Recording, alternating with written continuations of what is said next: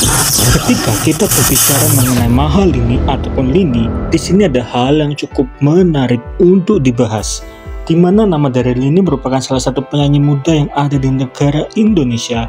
Bahkan beberapa waktu yang lalu, Lini bersama Rizky Febian pergi ke Korea untuk honeymoon, dan itu adalah prasangka dari banyak orang ya teman-teman. Mereka pergi ke Korea untuk honeymoon karena di Korea memang ada namanya gembok cinta atau sebuah tradisi mengikat cinta abadi di dalam sebuah atau sepasang gembok.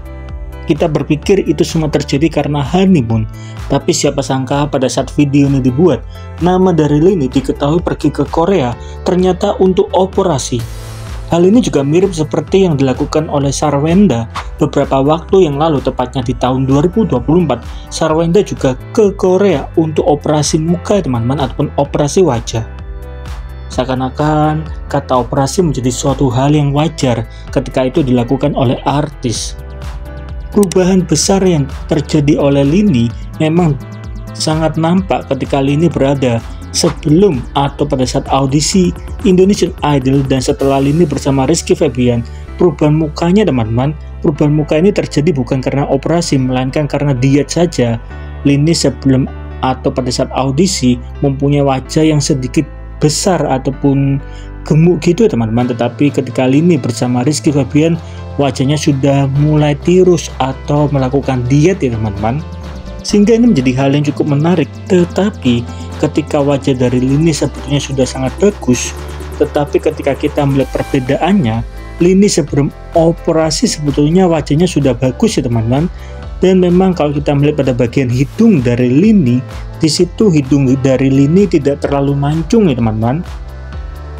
Tetapi pada saat Lini kembali dari Korea, perubahan wajahnya terlihat dengan sangat jelas. Hidung dari Lini sangat maju ke depan. Menurut info yang beredar, salah satu alasan kenapa Lini melakukan operasi bukan untuk mempercantik diri, melainkan untuk masalah kesehatan.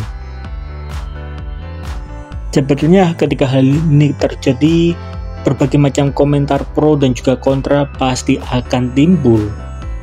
Dimana usut punya usut, nama dari Lini melakukan operasi karena Lini takut nanti terkena sinusitis ya teman-teman.